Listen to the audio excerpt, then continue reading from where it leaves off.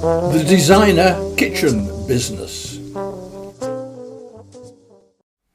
I've had quite a few careers in my life, and some really quite diverse. I mean, totally different than the one that went before.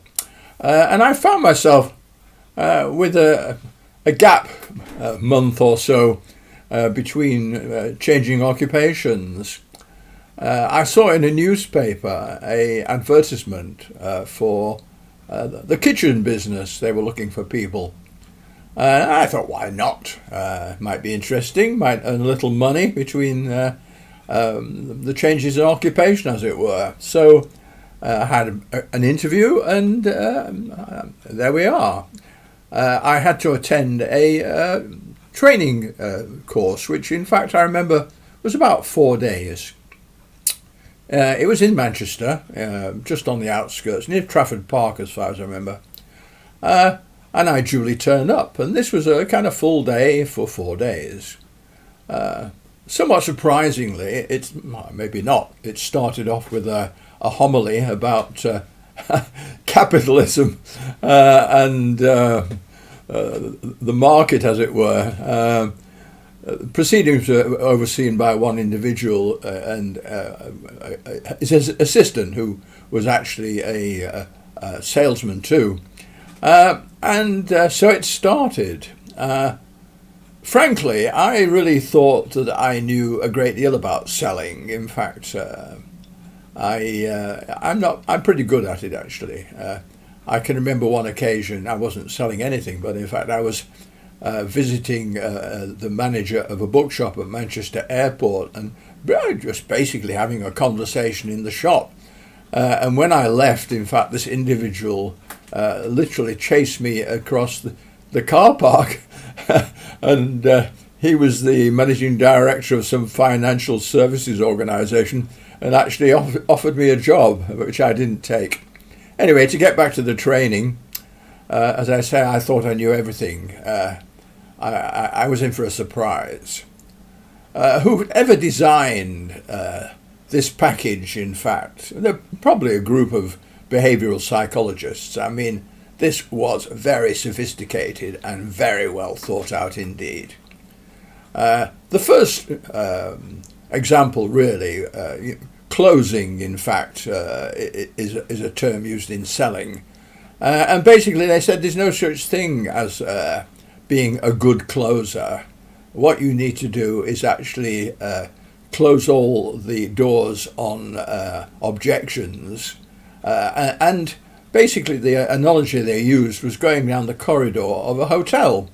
And you imagine there's doors open on each side, and you regard the door as being an objection. So the potential customer raises an objection, and you provide an answer to this, and the door closes, and you work your way down the corridor. Objection, you provide the answer, close the door, close the door, close the door. So really, when you get to the end of the corridor, closure isn't necessary, because the customer has actually got nowhere else to go. And then there was talking about the actual products. Well, I mean, in the kitchen business, certainly at this level, kitchens are essentially doors. That's really the main part of them.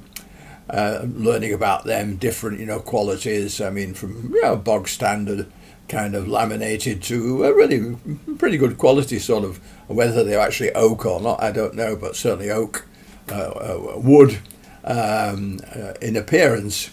And then the various stages that one went through in the particular selling routine for this operation. So yeah, I learned a good deal, actually.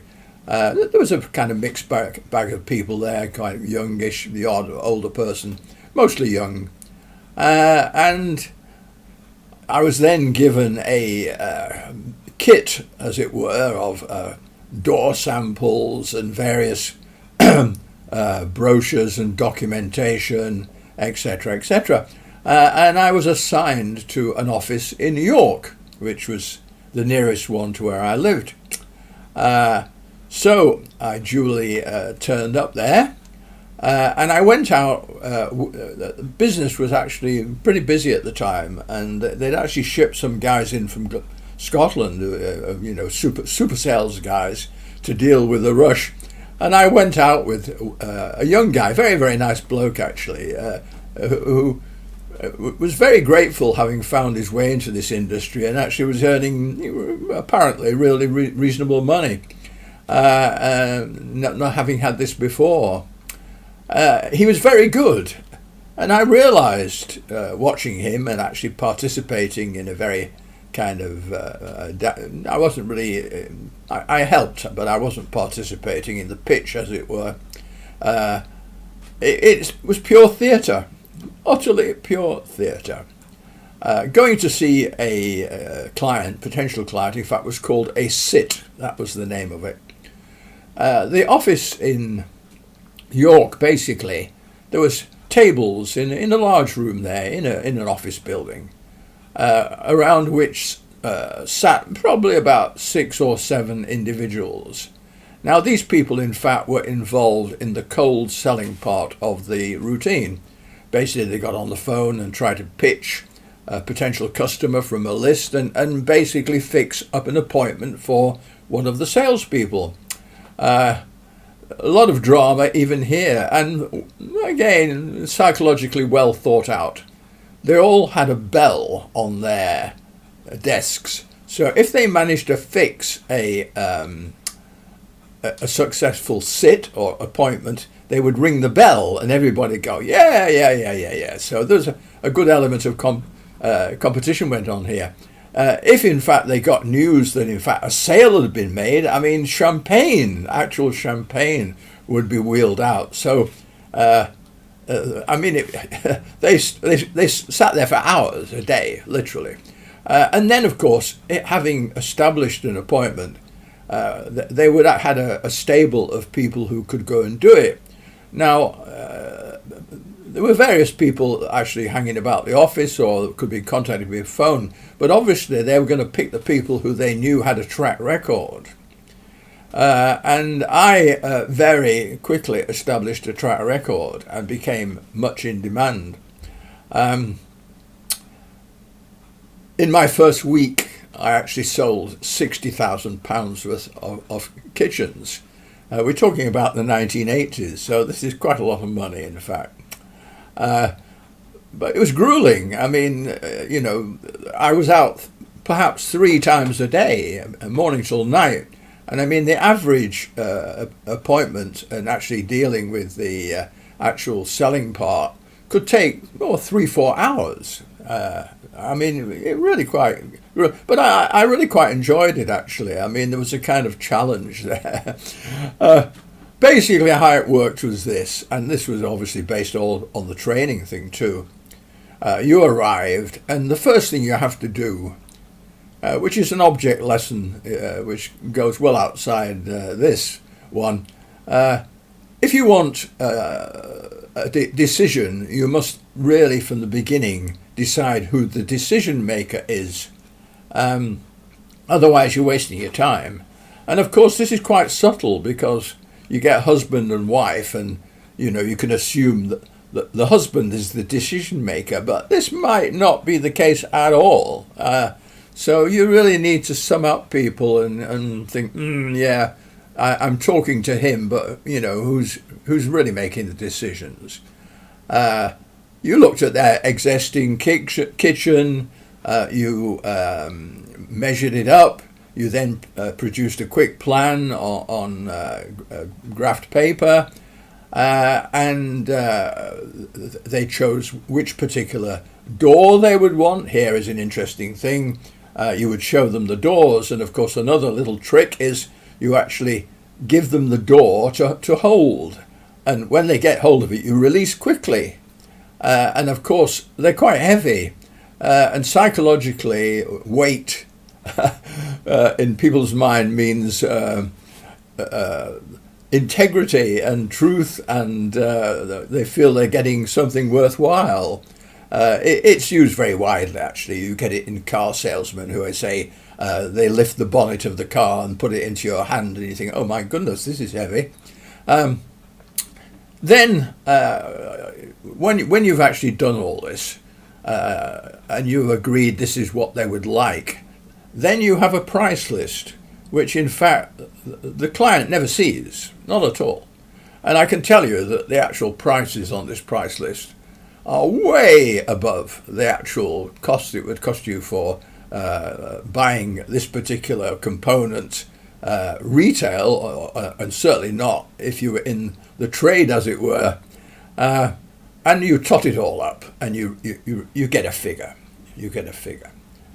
And then you say to the people, well, here's the figure, X. And they think about it for a minute. But before they can think too much, you say, if I can get you a discount because I know we've got some overstocks of this particular door and kitchen fitments, would you agree to this as to doing this particular fitting for you? Oh yes, okay. And then what you would do, you would get on their telephone where they could hear, and you would telephone and you would speak to the guy who'd actually sent you on the assignment. And with some drama, you'd have a belligerent conversation. Look, I'm with Mr. and Mrs. So-and-so, and they're very interested in this particular kitchen. And this is the price which, I've come to. Now, I know we've got overstocks of this. Now, is it at all possible that you could look at this for me and give me a discount for them? Well, look, they would argue, oh, I can't do this. And you say, well, look, come on, these are nice people and, to get into their budget, etc. So there's a bit of drama. And then you say, okay, well, you call me back. And then about 5 minutes later, the telephone would ring. Of course, you wouldn't answer it. You would allow the householder to do that, which actually kind of proved that, in fact, you weren't just talking to yourself. And the guy at the other end, always a guy, would say, can I speak to Mr. X? And you pick up the phone and say, yeah, okay.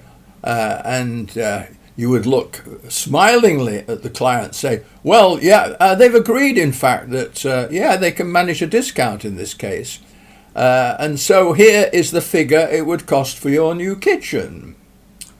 And then another very important thing in this particular scenario, having given them a figure, you don't speak. The mantra is, the first person who speaks loses. The air could become so heavy it would become palatable, because of course they're waiting for you to justify all this, which of course you don't. And eventually they have to respond, don't they? And in my case, very often they would agree. And then just to make sure that buyer's remorse didn't kick in, you would leave them with a beautiful padded presentation book in which it would actually show them the material the doors were made out of.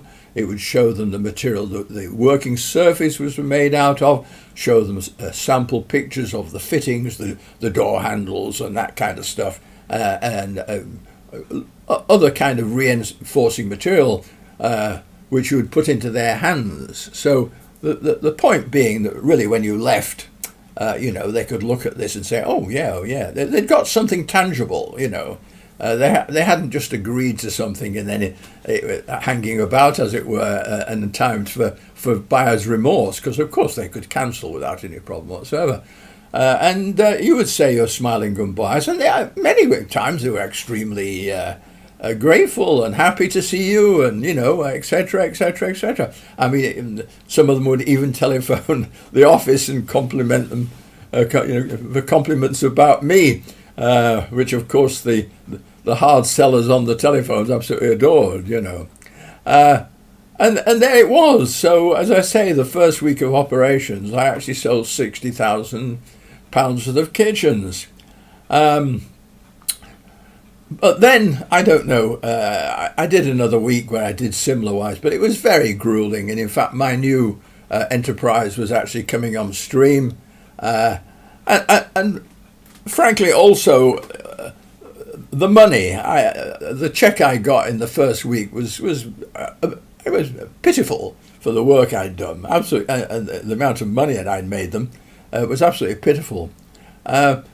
So actually, I kind of ducked out, which I was, you know, they were pretty upset about it. Oh yeah, you must, you know, blah blah blah blah blah. Because of course these guys really depended upon people being good at this. But I learned a great deal. I mean, I really did a great deal. But essentially, most people, I think, did not.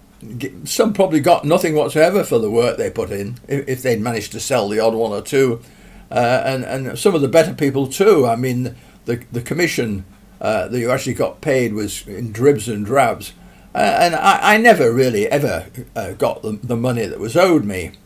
I really didn't. I mean, this is the kind of everyman end of the market, as it were, of the kitchen business. I mean, there are high-end kitchen companies who, in fact, I mean, charge, you know, even then, a lot of money, and they will bring in 3 or 4 designers and, you know, very, very personal service. But this is an entirely different market. The one I was actually involved in fact, was very serious advertising campaigns, very pressurized selling, very well thought out selling as well. I mean, believe me, I mean, no stone was left unturned, and somebody was obviously making a great deal of money somewhere along the line, but I certainly didn't. But in terms of experience and knowledge of the way the world works and how to deal with people, it was a really invaluable experience. If you've enjoyed this video and would like to see more, please subscribe.